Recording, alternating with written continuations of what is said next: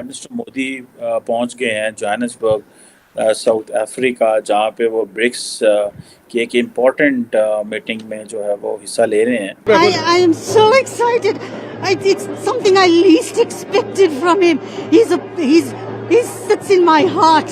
He's a man who amplifies tenacity, respect and love. You just feel pure love coming from him. Pakistan के अलावा सारे लोग जो हैं उनको बुलाया गया है। लगता है कोई इंडिया ने अपना असर इस्तेमाल किया है कि ना पाकिस्तान को बुलाया जाए। अब देखो दुनिया भर के देश आ रहे हैं, लेकिन पाकिस्तान को नहीं बुलाया ब्रिक्स में।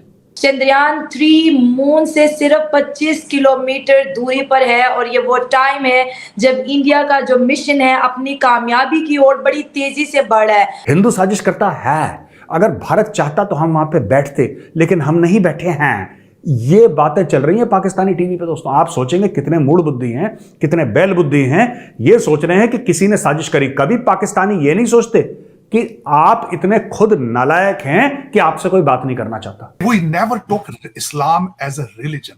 आपने उसको अजीब तरीके से इंटरप्रिटेशन, हर एक बंदा, एक एक गली में 6-6 मस्जिदें हैं और हर मौलवी दूसरे को काफिर कह रहा है। अगर 23 अगस्त 6:04 में ये लैंडिंग नहीं होती है तो फिर 27 अगस्त को जब सूरज की रोशनी चांद पर पड़ेगी तो फिर हम लोग ट्राई करेंगे।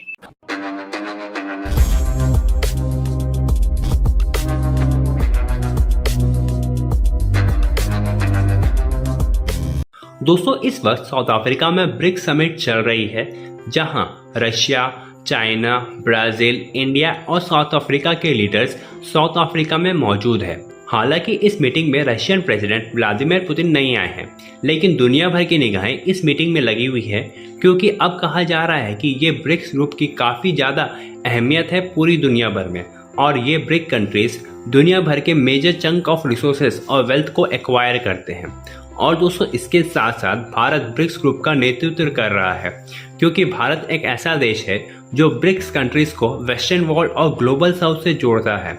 और इस चीज़ को ध्यान में रखते हुए भारत का पॉइंट ऑफ व्यू रखने के लिए हमारे प्रधानमंत्री मोदी जी साउथ अफ्रीका गए हुए हैं, जहां उनका भव्य स्वागत किया गया साउथ अफ्रीका में मौजूद हमारे इंडियन कम्युनिटी द्वारा। और हमारे प्रधानमंत्री को चीयर करने के लिए एयरपोर्ट पर पहुंच गए हमारी इंडियन कम्युनिटी, और हमारी इंडियन कम्युनिटी प्रधानमंत्री जी को राखी बांधने के लिए राखी भी लेकर गए हैं। तो चलिए दोस्तों इसी पर आगे पाकिस्तानी मीडिया का रिएक्शन देखते हैं। आपको एक चीज बताता हूँ, आप तो मेरी बेटी की उम्र की है। 66-67 भारत में अकाल पड़ा था, बारिश नहीं हुई थी 2 years। We were on the verge of famine. Mrs Indira Gandhi America गई थी अनाज मांगने, और एक अमेरिकन पेपर न्यूयॉर्क टाइम्स, आपने उसका नाम सुना है, कहता है new Indian leader comes begging. ऐसी चीजें नहीं कहते। And today we are the second largest producer of food in the world. ये पंजाब के फार्मर्स, यूपी के फार्मर्स, साउथ के, सब लोगों ने मिलके ये काम किया, किसी खास व्यक्ति अकेले ने नहीं किया। We were also told not to eat on Mondays. आप शायद नहीं जानती भूख क्या होती है, मैं जानता हूं, मुझसे पूछेगा। 104 दिन मैं भूखा सोया हूं 1966-1967 में। माँ तो माँ होती है, मुझसे कहती थी कि दीपक खा ले, but my father would tell her, इसको मत बोल, ये देश का बहुत दीवाना है, ये नहीं खाएगा। And I used to sleep hungry 104 दिन। बेटा इट्स नॉट इजी। जब पेट में चूहे कूदते थे तो आसान नहीं होता था उस टाइम पे। So what I'm seeing is that agriculture, which should have been one of the pillars of the Pakistani economy, वो भी अब it's practically non-existent। इतनी बड़ी फौज, मुझे ये नहीं मालूम आपको क्यों चाहिए, किससे दुश्मनी है। आप 6 लाख हैं, 7 लाख हैं, 8 लाख हैं, 10 लाख हैं, किससे लड़ना चाहते हैं? इतना पैसा आप खर्च कर रहे हैं। मेरे पास तो एक तरफ चाइना है, दूसरी तरफ हमारे संबंध आपके साथ वैसे नहीं है जैसे होने चाहिए थे। सो I need my military.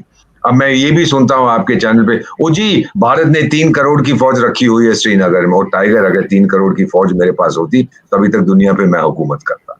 But this kind of nonsense we hear. तो एक तो downsizing of the military, और फाइनली चीज मैं ये कहूंगा मैम, आपका एजुकेशन सिस्टम, उसको बदलना पड़ेगा। जब मेरा मैन्युफैक्चर हुआ था भारत में इन 1951, हमारे पास 500 कॉलेज और यूनिवर्सिटीज थे। 12% was our rate of literacy. Today I have 50,000 colleges and university. मेरे पास 15 लाख स्कूल है। अमेरिका की आबादी 33 करोड़ की है, मेरे पास 34 करोड़ विद्यार्थी हैं, जिसमें से 52%, 52% आपकी तरह हमारी बेटियां हैं. We are very proud of the fact that our women are doing brilliantly.